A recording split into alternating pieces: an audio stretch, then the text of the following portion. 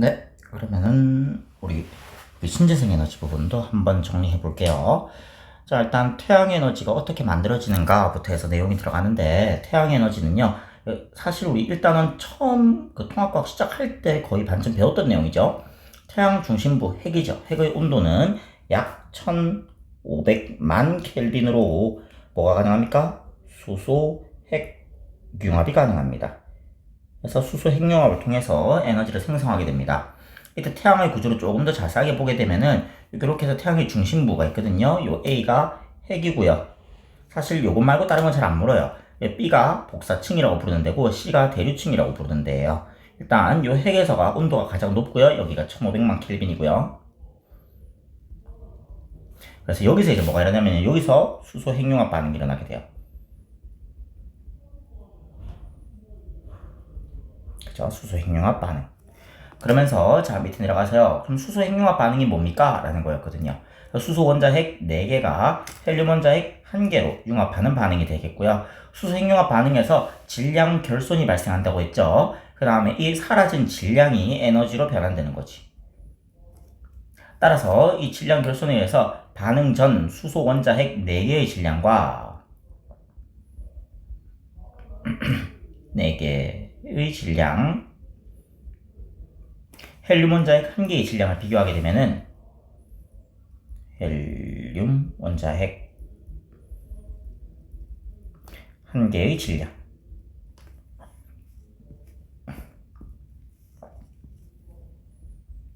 개의 질량을 비교하면은 항상 반응 전 질량이 반응 후 질량보다 더 크다고 했죠? 그래서 수소 원자핵 4개의 질량이 헬륨 원자핵 1개의 질량보다 오히려 더 큽니다. 그럼 이때 사라진 질량만큼 뭐가 발생합니까? 하면은 에너지가 발생하는 거였거든. 이때 질량과 에너지 사이에 어떻게 됩니까? 어떤 관계가 있습니까? 라고 하면은 이때 발생한 에너지는 요게 결손된 질량이죠?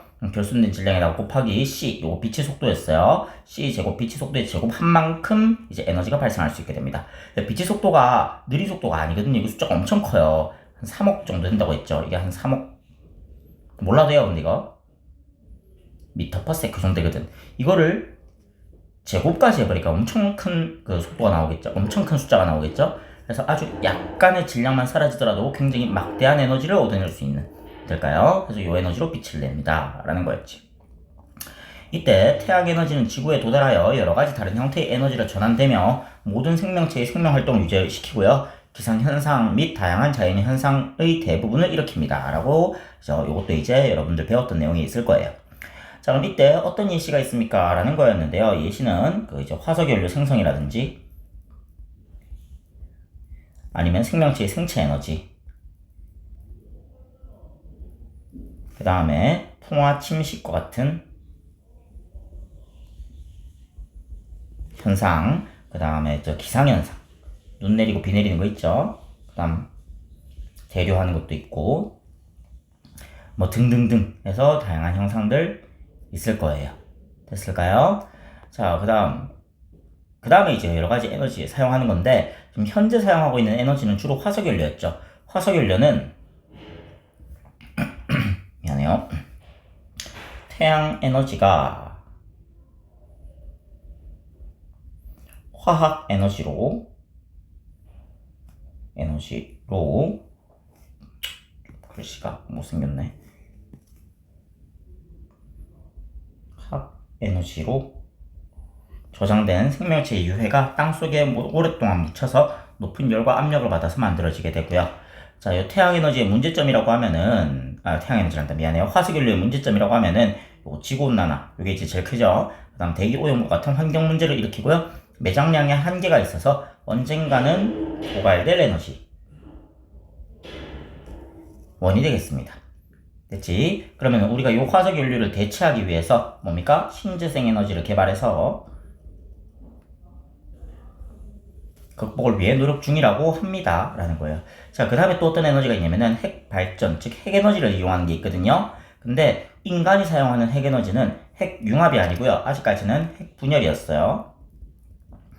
아직 인간은 핵융합을 이용할 만큼 기술력이 발달하지는 못했어요. 자, 그럼 핵발전 같은 경우는 뭐가 있었냐면은 이때 우라늄 원자핵이 이게 되게 무거운 원자핵이거든요. 자연계에서 존재할 수 있는 그 원자 중에서 가장 무거운 원자예요. 그래서 이 우라늄 원자핵이 분열할 때 발생하는 열 에너지를 이용하여 전기 에너지를 생산하는 방식이 핵발전 되겠고요. 이 우라늄 같은 경우는요, 안 그래도 좀 불안한데 여기다가 중성자를 갖다 때린다고 했어요. 그럼 중성자를 갖다 때리면은 이때 크립톤과 바륨이라는 두 개의 가벼운 원자핵으로 쪼개지면서 중성자 3개가 나온다고 했죠? 얘네들이 각각 또 다른 우라늄들을 때리면서 연쇄 반응을 이렇게 나갑니다. 될까요? 여기 핵 반응식 이렇게 적혀 있긴 있는데 우리가 중요한 거는 이 숫자를 외우는 건 아무런 의미가 없어요. 그치? 이 숫자 외우는 게 아니고요. 뭘 해야 됩니까? 여기서 숫자들을 맞춰줄 수 있어야 돼요. 지금 핵 반응식에서 두 가지 지켜지는 게 있죠? 뭡니까 하면 전하량 보존이라고 해서 전하량 보존은 양성자들의 수, 요 원자 번호죠? 의 총합이 다 똑같아야 되고요. 그 다음 질량수 보존은 이 위에는 얘네들이 질량수였죠? 이 질량수들의 합도 다 똑같아야 됩니다. 전하량 보존에 따르면은 요 92 더하기 0은 36 더하기 56 더하기 0 이 3개 있죠? 그러면 3 곱하기 0 될까요? 그럼 어차피 0은 계산 안 하는 거니까는 요거 맞춰줄 수 있으면 되는 거고요. 그 다음 질량수 보존도 235 더하기 1은 92 더하기 141 더하기 1자리가 3개 있는 거지. 그래서 3 곱하기 1 해서 요게 맞아야 돼요. 양쪽이. 됐니? 그래서 전하량도 보존되고 즉 양성자 수도 보존되고 질량수 보존까지 다 되는데 여기서 질량 보존은 된다 그랬어? 안 된다 그랬어? 예, 질량 보존은 되지 않습니다. 라는 거였지. 그래서 질량 결손되고요. 질량 결손에서 마찬가지 에너지가 나오게 됩니다. 라는 거였어요. 자, 이때 이 핵 발전이 나오면서 이 핵 발전에 대한 조금 더 디테일한 내용들을 여러분들이 배우거든요. 일단 뭐가 있었냐면 첫 번째 제어봉이라는 게 있었어요. 제어봉은 저기 중성자가 3개 나온댔죠? 이 중성자 3개가 각각 우라늄을 또 때리거든요? 그럼 우라늄을 또 때리게 되면은 이 우라늄에서 또 중성자가 3개씩 나올 거 아니야?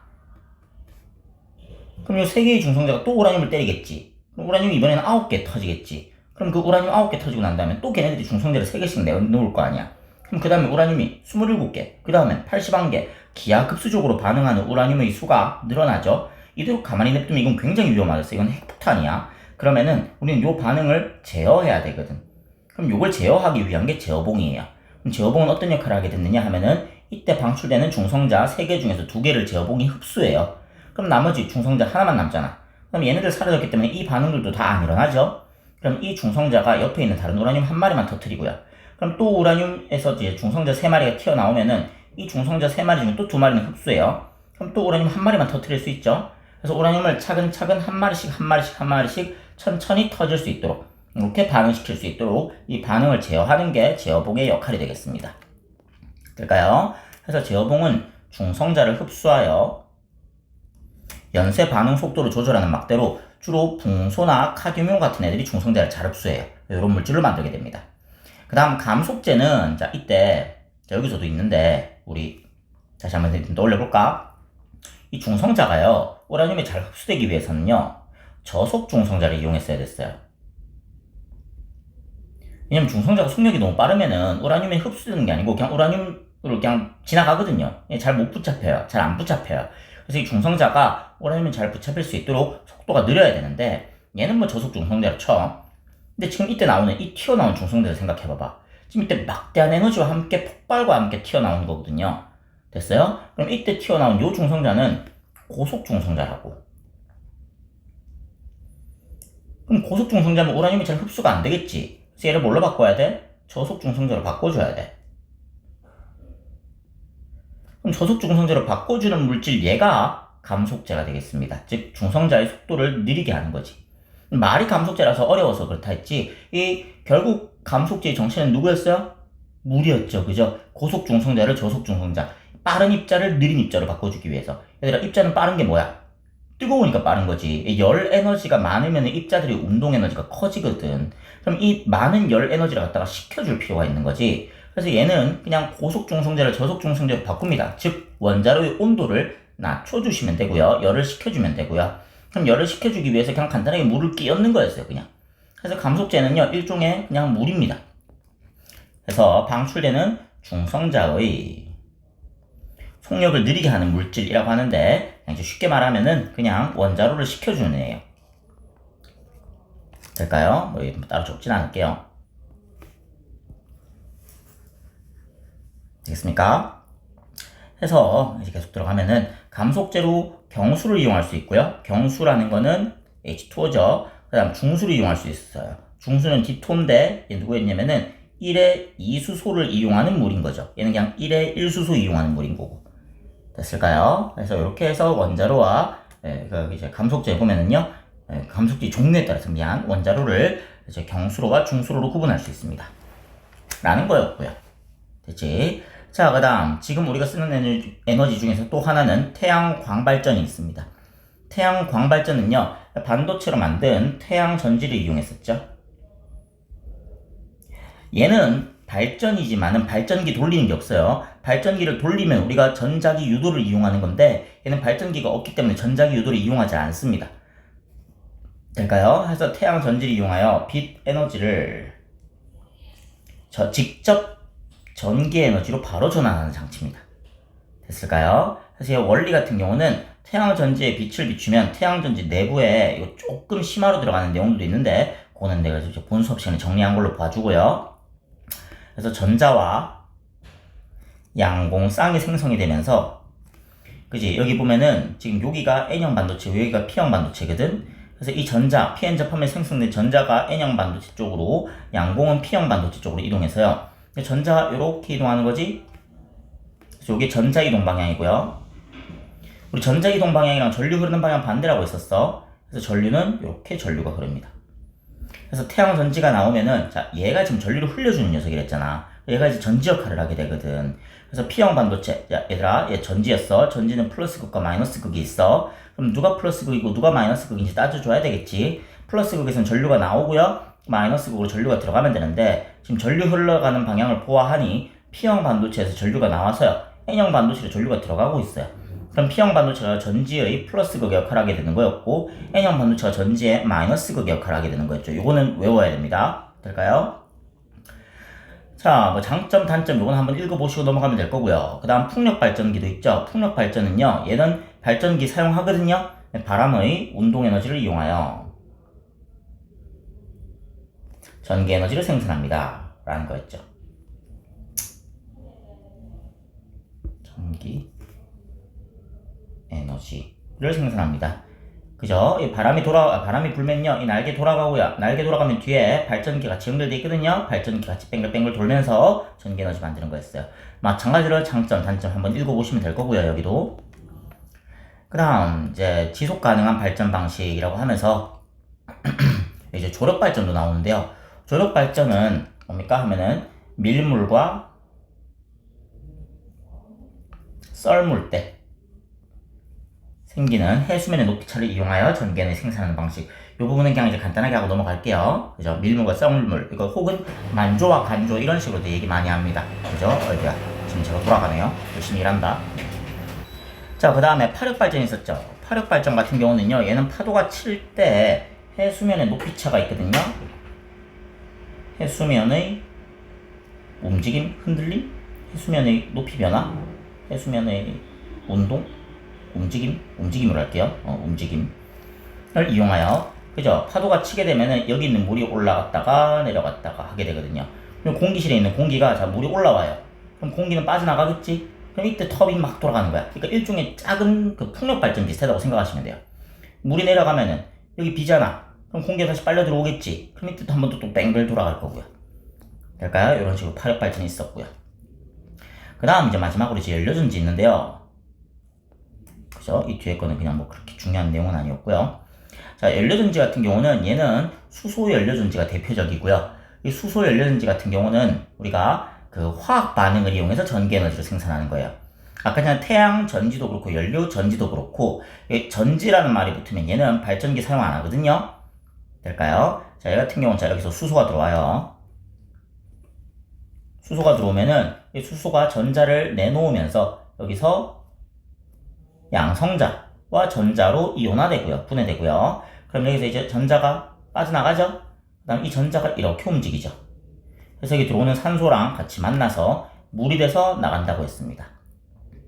될까요? 그러면은 여기는 봐봐. 수소가 전자를 잃죠. 전자를 잃는 게 산화였어, 환원이었어. 그죠? 산화였죠? 해서 여기 마이너스 거기서 근데 여기 적어놨는데 여기 한 번 더 적어야 되나? 일단 뭐 그래요. 마이너스 극에서 수소가 산화하여 화학 반응식 좀 적으면 마이너스 극에서 H2가요. H 플러스 두 마리와 두 마리의 전자 이렇게 이온화될 거고요. 됐지? 자, 그래서 여기서 수소의 산화죠. 산화. 그 다음 플러스 극에서는 여기서 왔던 수소 이온과 전자 만나고요. 그 다음 산소 기체까지 만나죠. 개수까지 맞춰야 되나? 개수까지 맞추려면은 이렇게 하면 될 겁니다. 그죠? 해서 뭐 만들어져요? 두 마리의 물이 만들어지는 거지. 됐을까요? 여기서는 플러스 극에서는 그 산소가 환원되는